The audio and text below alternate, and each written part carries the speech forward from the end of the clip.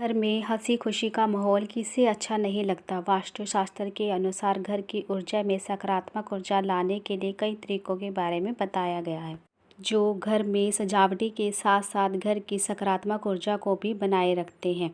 आज हम बात करेंगे ऐसी ही एक चीज़ के बारे में जिसके बारे में आपने ज़रूर सुना होगा, मगर इसके क्या फ़ायदे हैं ये शायद आपको ना पता हो।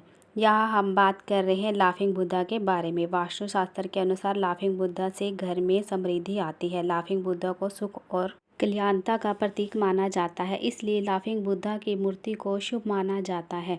इसे आप अपने घर, दफ्तर, होटल और कार्यालय में रख सकते हैं, क्योंकि लाफिंग बुद्धा को जो धन के देवता कुबेर देवता होते हैं उसके समान माना गया है। लाफिंग बुद्धा की मूर्तियाँ लकड़ी, धातु, पत्थर, चीनी, मिट्टी के रूप में आप अपने घरों में ला सकते हैं। वैसे तो लाफिंग बुद्धा कई रंगों में आते हैं मार्केट में, परंतु ज़्यादातर सुनहरे सोने के रंग जैसे लाफिंग बुद्धा लोग खरीदना ही पसंद करते हैं। जब भी आप लाफिंग बुद्धा खरीदने जाएंगे तो आप लाफिंग बुद्धा को अनेकों प्रकार की मूर्तियाँ देखेंगे। आइए जानते हैं इन सब के बारे में। सबसे पहला है सोने की डली पर बैठे हुए लाफिंग बुद्धा, जो कि सौभाग्य प्रदान करते हुए दर्शाता है। यह लाफिंग बुद्धा भाग्य में सकारात्मक लाने के लिए शुभ होता है।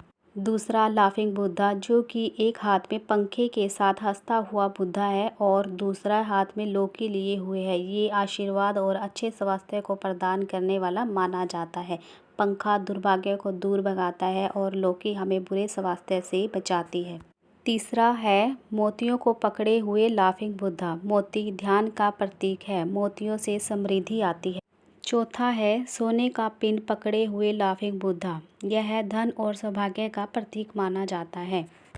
पांचवा है एक कटोरे को पकड़े हुए लाफिंग बुद्धा। यह एक साधु का भेष जैसा लगता है। इसका महत्व यह है कि लाफिंग बुद्धा अपना जीवन लोगों की खुशियों और ज्ञान की खोज में व्यतीत करता है। कटोरा उच्च ज्ञान प्राप्त करने का प्रतीक माना जाता है। छठा है बच्चों के साथ लाफिंग बुद्धा। यह बुद्धा परिवार की भलाई का प्रतीक माना है।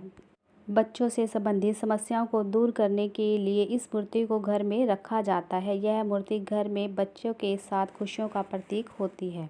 सातवां है ड्रैगन कछुए पर बैठे लाफिंग बुद्धा। यह प्रतिमा अच्छे करियर और सफलता का प्रतीक है। यह प्रतिमा शिक्षा में वृद्धि और बाधाओं को रोकने का प्रतीक है। ड्रैगन को ताकत का प्रतीक और कछुए को स्थिरता का प्रतीक माना गया है। आठवां है ध्यान में बैठे हुए लाफिंग बुद्धा। यह प्रतिमा शांति व शांतिपूर्ण जीवन के लिए शुभ मानी जाती है। किसी व्यक्ति के मन में तनाव भरा हुआ हो या मन शांत ना हो, बेचैनी से महसूस होती हो, तो ये मूर्ति शांति आनंद देने में मदद करेगी। नौवां है मुद्रा में बैठा हुआ लाफिंग बुद्धा। यह मूर्ति प्रेम का प्रतीक होती है। आइए अब जानते हैं लाफिंग बुद्धे को किस दिशा में रखें। फेंग शुई के अनुसार घर में लाफिंग बुद्धा रखने की अलग अलग दिशा बताई गई है। उगते सूरज की दिशा पूर्व होती है, जहां लाफिंग बुद्धा रखा जाना चाहिए। उगते हुए सूरज की तरह परिवार की समृद्धि में भी दिन प्रतिदिन वृद्धि होगी, इसीलिए इसे इस दिशा में स्थापित करें। यदि मूर्ति को दक्षिण पूर्व दिशा में रखा जाए तो इससे परिवार की संपत्ति में वृद्धि होती है। बुद्धा की मूर्ति को अगर उत्तर पूर्व दिशा में रखा जाए तो यह ऊर्जा बढ़ने में सहायक होगी और ज्ञान में वृद्धि लाएगी।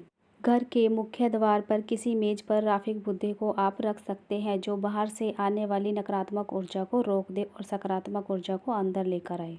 पैसों से भरे थैले लिए हुए लाफिंग बुद्धा को आप उत्तर दिशा में रखें, इससे पैसे में बरकत होगी।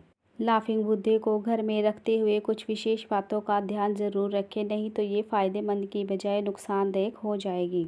मूर्ति को कभी भी स्नान घर या रसोई में ना रखें। मूर्ति को कभी भी जमीन पर भी ना रखें। मूर्ति को गंदगी वाली जगह पर रखने से बचें। मूर्ति को किसी इलेक्ट्रिकल उपकरण पर भी ना रखें।